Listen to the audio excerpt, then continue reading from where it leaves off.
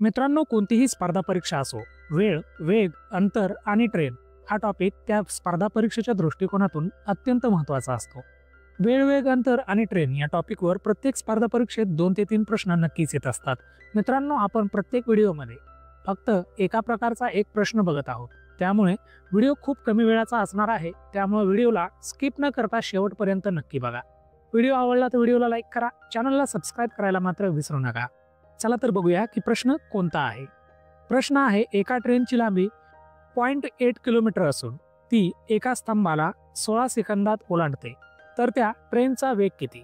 बघा मित्रांनो, या प्रश्नामध्ये आपल्याला ट्रेनची लांबी आणि वेळ दिलेला आहे. ट्रेनची लांबी आपल्याला 0.8 किलोमीटर दिलेली आहे आणि वेळ हा 16 सेकंद इतका दिलेला आहे. आपल्याला ट्रेनचा वेग काढायचा आहे. तर या प्रश्नामध्ये जी दिलेली माहिती आहे ती पुढील प्रमाणे: अंतर किंवा लांबी किंवा डिस्टन्स बरोबर 0.8 किलोमीटर. आता आपल्याला जी किलोमीटरमध्ये लांबी दिलेली आहे त्या मीटरमध्ये कन्वर्ट करून घ्यायचं आहे. बघा, अंतर किंवा लांबी किंवा डिस्टन्स बरोबर 800 मीटर आलं. आता 800 मीटर कसं आलं तर एका किलोमीटरमध्ये 1000 मीटर असतात. आपल्याला 0.8 किलोमीटर दिलेला आहे म्हणून 800 मीटर इतकी लांबी आली.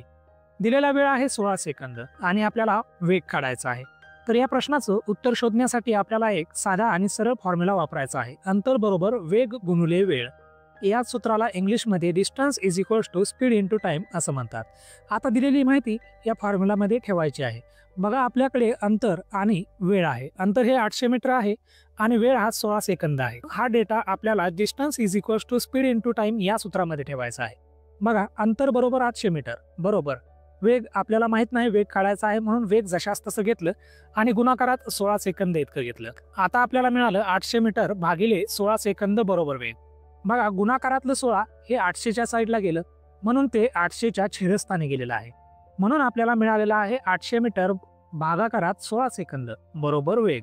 आता 16 ने 800ला भाग द्यायचा आहे. 16 एक 16 आणि 16 पंचे 80 आणि 0 जशाला तसं.